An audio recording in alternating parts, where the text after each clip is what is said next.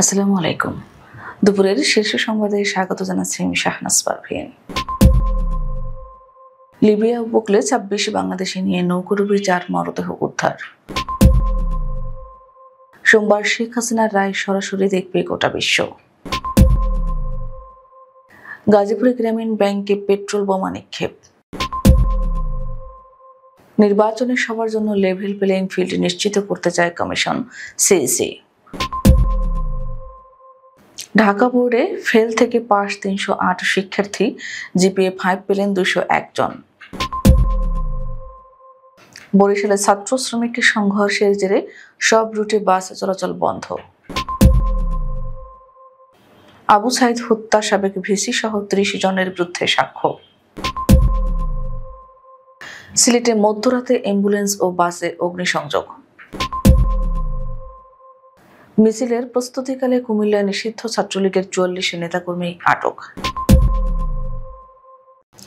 রাষ্ট্রহিতে বিচারকের ছেলেকে খুন, সারা দেশের বিচারকদের কালো ব্যাজ ধারণ। ফেনীতে জুলাই শহীদ স্মৃতিস্তম্ভে দুর্বৃত্তদের আগুন। ঢাকায় শীতের আমেজ, তেঁতুলিয়ায় তাপমাত্রা ১৪.৭ ডিগ্রি। এবং সরকার বিরোধী জেএনজি আন্দোলনে উত্তাল মেক্সিকো, আহত ১২০। শুনছিলেন শিরোনাম, এবার বিস্তারিত। লিবিয়ার উত্তর পশ্চিমাঞ্চলীয় আল খুমস উপকূলে দুটি অভিবাসীবাহী নৌকাডুবে ৪ জনের মৃত্যু হয়েছে। শনিবার ১৫ নভেম্বর সন্ধ্যায় এক বিবৃতিতে দেশটির রেড ক্রিসেন্ট এ তথ্য জানায়। সংগঠনটি জানায়, বৃহস্পতিবার রাতে আল খুমসের উপকূলে দুটি নৌকা উল্টে যাওয়ার খবর পাওয়া যায়। প্রথম নৌকাটিতে ছিলেন বাংলাদেশের ২৬ জন অভিবাসী, তাদের মধ্যে ৪ জনের মরদেহ উদ্ধার করা হয়েছে। দ্বিতীয় নৌকাটিতে ৬৯ জন ছিলেন, এর মধ্যে ২ জন মিশরীয় এবং ৬৭ জন সুদানি নাগরিক, তাদের মধ্যে ৮ জন শিশু ছিল।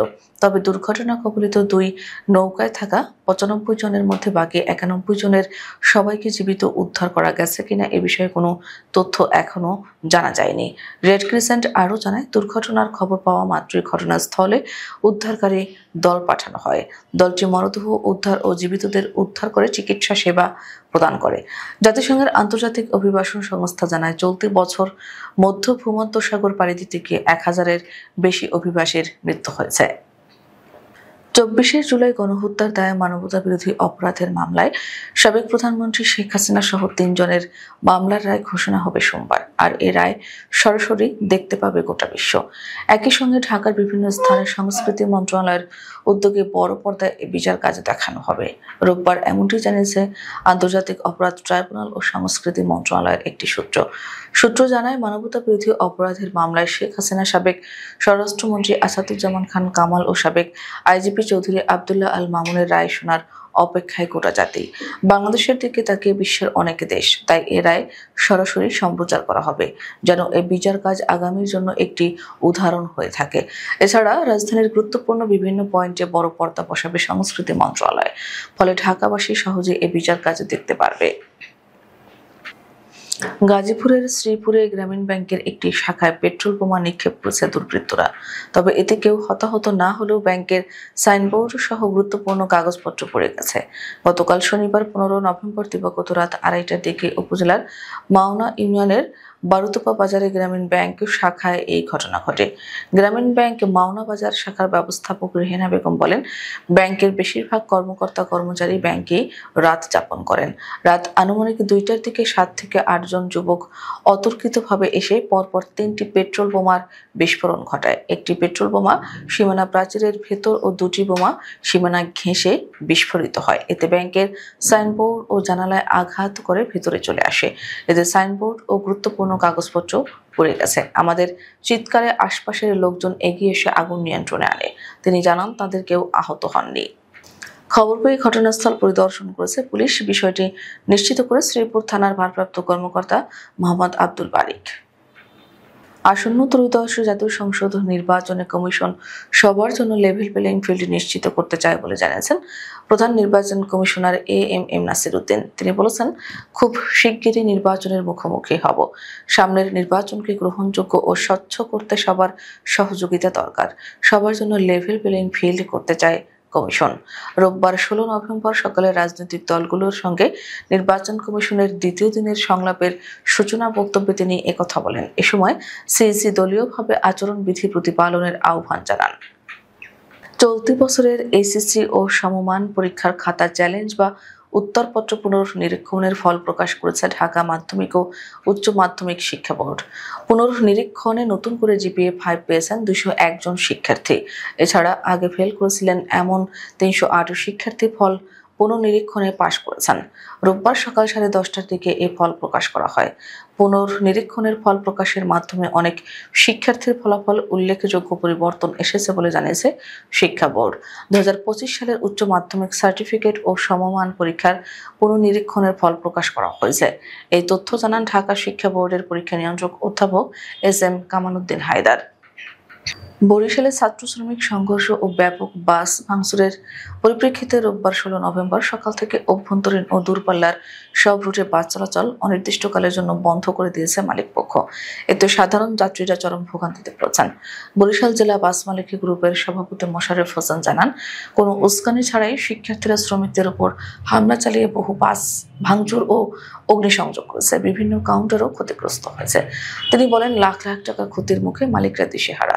ঘটনার সুষ্ঠু তদন্ত ও বিচার না হওয়া পর্যন্ত বাস চলবে না। শ্রমিকদের দাবি, ব্যাপক ভাঙচুরের কারণে অধিকাংশ বাস চলাচলের উপযোগী নেই এবং অনির্দিষ্টকালের জন্য পরিবহন বন্ধ রাখার সিদ্ধান্ত নেওয়া হয়েছে। সংঘর্ষে অনেক শ্রমিকও আহত হয়েছেন। এয়ারপোর্ট থানার ভারপ্রাপ্ত কর্মকর্তা আল মামুন উল ইসলাম জানান, ছাত্র শ্রমিক উত্তেজনার পরিপ্রেক্ষিতে মালিক শ্রমিকরা বাস চলাচল বন্ধ করেছে। পরিস্থিতি স্বাভাবিক রাখতে অতিরিক্ত পুলিশ মোতায়েন করা হয়েছে এবং ঊর্ধ্বতন কর্মকর্তারা পরিস্থিতি পর্যবেক্ষণ করছেন। জুলাই গণ অভ্যুত্থানের প্রথম শহীদ রংপুর বেগম রোকেয়া বিশ্ববিদ্যালয়ের শিক্ষার্থী আবু সাইদ হত্যার ঘটনায় মানবতা বিরোধী অপরাধের মামলায় সাবেক ভিসি হাসিবুর রশিদ সহ 30 আসামির বিরুদ্ধে 14তম দিনের সাক্ষ্য গ্রহণ। রোববার আন্তর্জাতিক অপরাধ ট্রাইব্যুনাল 2 এর চেয়ারম্যান বিচারপতি নজরুল ইসলাম চৌধুরীর নেতৃত্বাধীন 3 সদস্যের বিচারিক প্যানেল এ সাক্ষ্য গ্রহণ পেশ হবে। অন্য 2 সদস্য হলেন অবসরপ্রাপ্ত জেলা ও দায়রা জজ মোহাম্মদ মনজুরুল বাসেদ এবং জেলা ও দায়রা জজ নূর মোহাম্মদ শাহরিয়ার কবির। এদিন নতুন একজন সাক্ষীর জবানবন্দি নেওয়ার কথা রয়েছে। তবে 16 নম্বর সাক্ষী পুলিশের নায়েক আবু বক্কর সিদ্দিকের জেরা শেষ না হওয়ায় তা সম্পন্ন করবেন আসামি পক্ষের আইনজীবীরা। গত 13 নভেম্বর প্রত্যক্ষদর্শী হিসেবে গত বছরের 16 জুলাই আবু সাইদ হত্যাকাণ্ডের আগে পরের বর্ণনা দেন তিনি। সিলেটের মধ্যরাতে একটু অ্যাম্বুলেন্স ও সে আগুন দিয়েছে দুর্বৃত্তরা। রোববার রাত 3টার দিকে এই অগ্নিসংযোগের ঘটনা ঘটে। তবে কোনো হতাহতের ঘটনা ঘটেনি। শহীদ শামসুদ্দিন আহমেদ হাসপাতাল চত্বরে দাঁড়িয়ে থাকা একটি অ্যাম্বুলেন্স ও কুমারগাঁও বাস স্ট্যান্ডে একটি বাসে আগুন দেওয়া হয়। সিলেট ফায়ার সার্ভিস স্টেশনের কর্মকর্তা মোহাম্মদ ফজল মিয়া বলেন, রাত প্রায় 3টার দিকে কুমারগাঁও বাস স্ট্যান্ডে রাখা একটি পরিত্যক্ত বাসে আগুন দেয় একদল দুর্বৃত্ত। হাসপাতালের আবাসিক মেডিকেল অফিসার ডাক্তার মিজান বলেন, রাত প্রায় 2:40 কয়েকজন যুবক দুটি মোটরসাইকেলে করে হাসপাতালে আসে। এ সময় চত্বরে পার্ক করা অ্যাম্বুলেন্সে অগ্নিসংযোগ করে। কুমিল্লায় নিষিদ্ধ ঘোষিত সংগঠন ছাত্রলীগের 44 নেতাকর্মীকে আটক করেছে পুলিশ। রোববার 16 নভেম্বর ভোরে মিছিলের প্রস্তুতিকালে কুমিল্লা নগরীর টমসম ব্রিজ, সাউতলা ও বাদুরতলা এলাকা থেকে 29 জন এবং জেলার বিভিন্ন উপজেলায় অভিযান পরিচালনা করে আরও 15 জনকে আটক করা হয়। কুমিল্লার অতিরিক্ত পুলিশের সুপার রাশেদুল হক চৌধুরী এ তথ্য নিশ্চিত করেছেন। কুমিল্লা কোতোয়ালির মডেল থানার ওসি মহিনুল ইসলাম বলেন, রোববার ভোর 6টার দিকে কুমিল্লা মহানগরীর টমসম ব্রিজ এলাকার নিষিদ্ধ ঘোষিত সংগঠন ছাত্রলীগের নেতাকর্মীরা একটি মিছিলের প্রস্তুতি নিচ্ছিলেন। খবর পেয়ে সেখানে পুলিশ উপস্থিতি হলে তারা ছত্রভঙ্গ হয়ে পালিয়ে যাওয়ার চেষ্টা করেন। এ সময় পুলিশ ও জনতা ধাওয়া করে 29 জনকে আটক করা হয়। এ সময় তাদের কাছ থেকে ব্যানার, লাঠি ও লাইটার জব্দ করা হয় এবং জেলা গোয়েন্দা পুলিশ বিভিন্ন স্থানে অভিযান পরিচালনা করে আরও 7 জন সহ মোট 44 জনকে আটক করে। রাজশাহী মহানগর দায়রা জজের বাসায় ঢুকে তার ছেলেকে হত্যার ঘটনায় সারা দেশের বিচারকরা কালো ব্যাজ ধারণ করে কর্মসূচি পালন করেছেন। রোববারের 16 নভেম্বর তারা কালো ব্যাজ ধারণ করেন। এর আগে বিচারকদের কলম বিরতি কর্মসূচি থাকলেও পরে দাবি পূরণের আশ্বাসে তার স্থগিত করা হয়।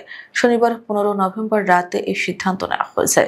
সারা দেশের বিচারকদের সংগঠন বাংলাদেশ জুডিশিয়াল সার্ভিস অ্যাসোসিয়েশন এক বিবৃতিতে এ তথ্য জানিয়েছে। ফেনী শহরের মুক্তাবাজারে জুলাই আগস্টে নিহতদের স্মরণে নির্মিত জুলাই শহীদ স্মৃতি স্তম্ভে আগুন দিয়েছে দুর্বৃত্তরা। রোববার 16 নভেম্বর ভোররাতে আগুন দিয়ে সামাজিক যোগাযোগ মাধ্যমে একটি ভিডিও ছেড়ে দেওয়া হয়। ভিডিওতে দেখা যায় দুর্বৃত্তরা মুখে মাস্ক লাগিয়ে কেরোসিন ঢেলে আগুন লাগিয়ে পালিয়ে যায়। ফেনী মডেল থানার ভারপ্রাপ্ত কর্মকর্তা মোহাম্মদ শামসুজ্জামান বলেন, ঘটনাস্থলের আশপাশের সিসিটিভি ফুটেজ আছে। আমরা সেসব ফুটেজে সংগ্রহ করার কাজ করছি। সিসিটিভি ফুটেজ হাতে পেলে আমরা বুঝতে পারবো কখন কারা কিভাবে লাগিয়েছে। এই ঘটনায় মামলা হবে। সারা দেশে রোববার 16 নভেম্বর আবহাওয়া খুব বেশি পরিবর্তন নেই, বরং কোথাও কোথাও তাপমাত্রা কিছুটা বৃদ্ধি পেয়েছে। শনিবার দেশের সর্বনিম্ন তাপমাত্রা ছিল পঞ্চগড়ের তেঁতুলিয়ায় 14 ডিগ্রি সেলসিয়াস।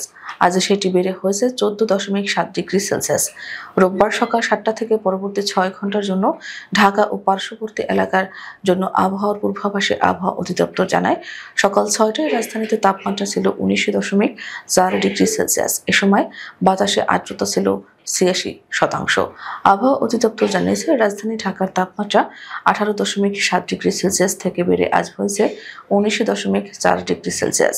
রোববার সারা দেশে আকাশ আংশিক মেঘলা সহ আবহাওয়া শুষ্ক থাকবে বলে জানিয়েছে আবহাওয়া অফিস। দিন ও রাতের তাপমাত্রা প্রায় অপরিবর্তিত থাকতে পারে। মেক্সিকো সিটিতে সরকার বিরোধী বিক্ষোভের সহিংসতা ছড়িয়ে পড়েছে। শনিবার রাজধানীতে সহিংস সংঘর্ষে কমপক্ষে 120 জন আহত হয়েছেন, যার মধ্যে 100 জনই পুলিশ সদস্য। সহিংসতার মধ্যেও হাজারো মানুষ রাস্তায় নেমে সহিংস অপরাধ ও প্রেসিডেন্ট ক্লাউদিয়া সেইনবমের সরকারের নীতির বিরুদ্ধে বিক্ষোভ করেন। একই দিনে দেশটির আরও কয়েকটি শহরেও বিক্ষোভ হয়েছে। বিক্ষোভকারীদের দাবি, সাম্প্রতিক সময় একের পর এক আলোচিত হত্যাকাণ্ড, বিশেষ করে উরুয়াপানের মেয়র কার্লোস মানজোর হত্যার প্রতিবাদে দেশ জুড়ে বিক্ষোভ বাড়ছে। কঠোরভাবে মাদক কার্টেল দমনের দাবি জানিয়ে আসা মানজোকে 1 November day of the dead উৎসবে গুলি করে হত্যা করা হয়। We are all Carlos Manzo এ স্লোগান লিখে অনেকে বিক্ষোভকারী ব্যানার হাতে মিছিল করেন। অনেকে আবার নিহত মেয়রের প্রতি সম্মান জানিয়ে কাউবয় হ্যাট পরে বিক্ষোভে অংশ নেন। আমাদের পরবর্তী রাতের শীর্ষ সংবাদ দেখার আমন্ত্রণ জানিয়ে এখনকার মতো বিদায় নিচ্ছি। দর্শক, ভিডিওটি শেষ পর্যন্ত দেখার জন্য আপনাকে অসংখ্য ধন্যবাদ। নিত্য নতুন সংবাদ পেতে আমাদের ইউটিউব চ্যানেলটি সাবস্ক্রাইব করুন ও নিয়মিত নোটিফিকেশন পেতে বেল বাটনটি ক্লিক করুন এবং আমাদের ফেসবুক পেজটিতে লাইক করুন। এছাড়া আমাদের ভিডিওতে লাইক দিয়ে শেয়ার করুন। আল্লাহ হাফেজ।